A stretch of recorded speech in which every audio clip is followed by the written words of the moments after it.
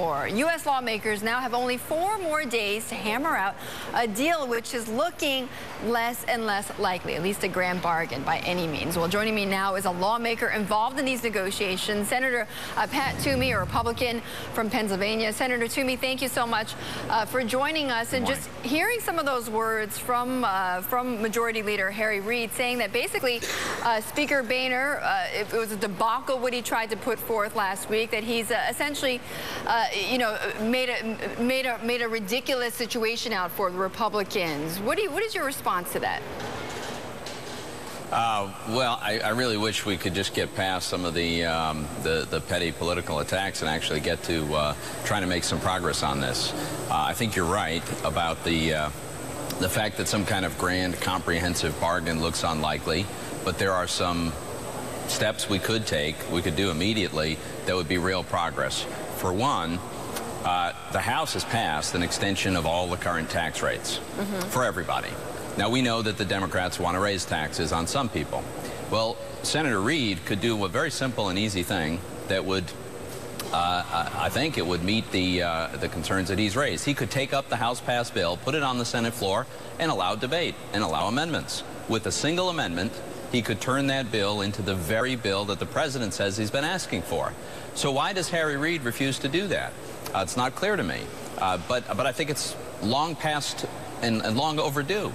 Well, that is what you heard Senator Mitch McConnell say last week, which is something that he had mentioned, which is bringing up that House bill and bringing it to the Senate floor. But Senator Toomey, let me just go back to some of Reid's comments. And look, I understand what you're saying. All the rhetoric has ratcheted up higher and higher. But what Senator Reid was essentially saying is that Speaker Boehner undermined the Republican position with his Plan B. What's your response to that?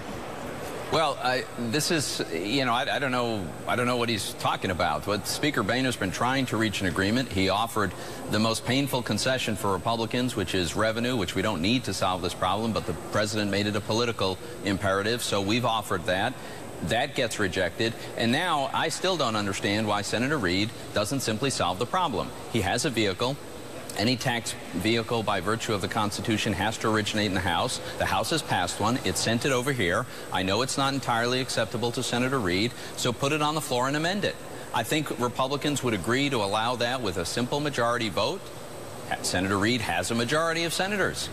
He could pass it in the Senate, and then I think the House would be very, very likely to pass it in return.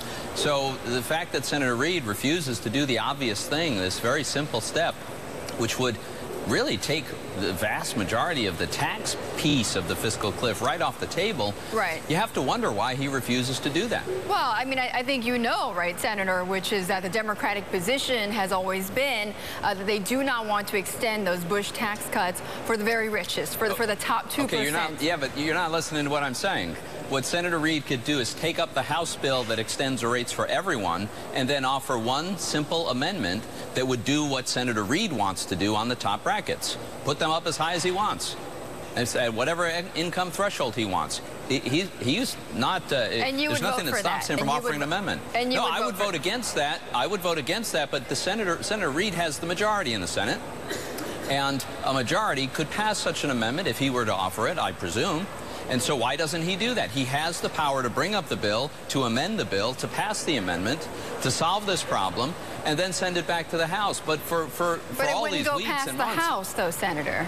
Well, I think that's very unlikely. I think it actually would be likely if it passed the Senate, and I think something could pass with a big majority, frankly, because the kind of amendment where this would end up, I think, is a place that could pass the Senate with a big majority, and then I think Senator Reid chooses not to. Now, let's be clear about the whole picture here, which is that many on Senator Reid's side have long publicly advocated that we go over the cliff.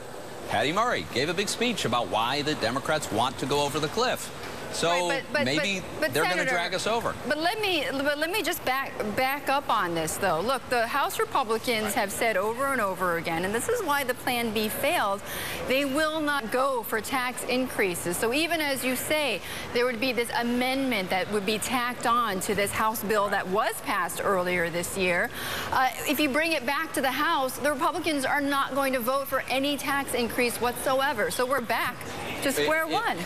First of all, it wouldn't be a vote for a tax increase. Existing law is going to raise taxes if nothing gets done. This is a question of which Americans can we prevent from having a tax increase. That's what this is about. Secondly, I can tell you from having served in the House that if a measure has actually demonstrated that it can pass the Senate, it changes the dynamic in the House. One of the realities of the House, and it's true about Republicans and Democrats, is they're often reluctant to pass legislation if they think it's only going to die in the Senate.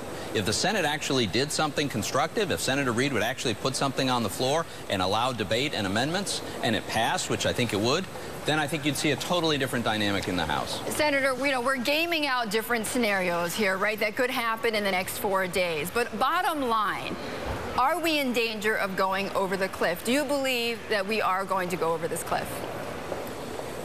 Well, I think there is some danger of that. Again, there's a simple solution available to Senator Reid at any time that he chooses to exercise it. So I think at some point that will become a pretty powerful option, then he'll see it that way. So I don't think it's impossible to get some of these things done. But as I said at the beginning, I think a grand bargain that gives us the entitlement reform that we need and restrains spending as we need it and solves some of the other expiring provisions, such a grand bargain I think is not going to happen all at once. We can do bits and pieces. This is not the optimal way to do this. We should have solved this many months ago. But we'll probably muddle through. I don't think we'll have some catastrophic, disastrous event on January 2nd. I think we just should get on and do what we can as quickly as we can. Senator, some have said, though, that the Republicans may not mind going over the cliff. I mean, certainly it is not great for this country, but it may give the Republicans more leverage because come towards the end of February, the United States is up against the debt ceiling, the renewal of the debt ceiling, upgrading it, right? And that is going to force President Obama's hand even more. Well, first of all, I haven't heard those Republicans who say they don't mind going over the cliff. We have all heard prominent Democrats, including, but some Senate Democrats have. Patty Murray has openly advocated going over the cliff. So we have one party that doesn't want to go over the cliff. We have another party that does, and we've seen this in public statements. So you don't have to make this up.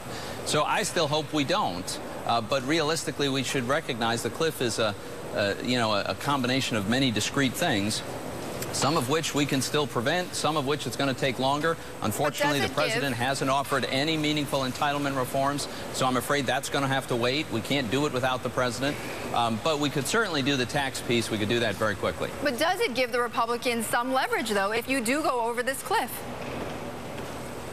I'm not sure what the leverage you're referring to is. I mean, these are Republican tax cuts, and we don't want these tax cuts to expire for anybody. And so we're going to do what we can to protect as many Americans as possible from this tax increase. That my Democratic friends voted against it when we put these in place. Now they're very adamant about it for some Americans. Anyway, we could get this sorted out in one afternoon on the Senate floor. Right, and that is the hope, right? You've got 4 more days. President Obama is meeting with the congressional leaders later this afternoon. Right. When I say the leverage, again, I point again to the debt ceiling because that is something that we're going to be bumping up against towards the end of the first quarter. It is something that the president and the Treasury Secretary is going to have to deal with. That could be another element to be used in order to bring the two sides together. Well, I think that at this point we should treat them separately. We should get the best tax policy we can, given the damage that some would like to do, but we get the best tax policy we can. And then with respect to the debt ceiling increase, and when we get to the debt ceiling issue, which is coming soon, I think we should continue with the precedent that had been set, which is that we find $1's worth of spending reductions for every $1 that we're going to raise our borrowing limit and increase the burden on our kids and our grandkids. We did that the last time. And look, it's not the optimal solution. The optimal solution is permanent structural solving of our entitlement problems. Right. But it would at least help to put us on the right path. Senator Toomey, thank you so much. I always appreciate you joining us. Republican Senator Pat Toomey. Thanks for having me. From Pennsylvania. Still ahead, we're going to get the CEO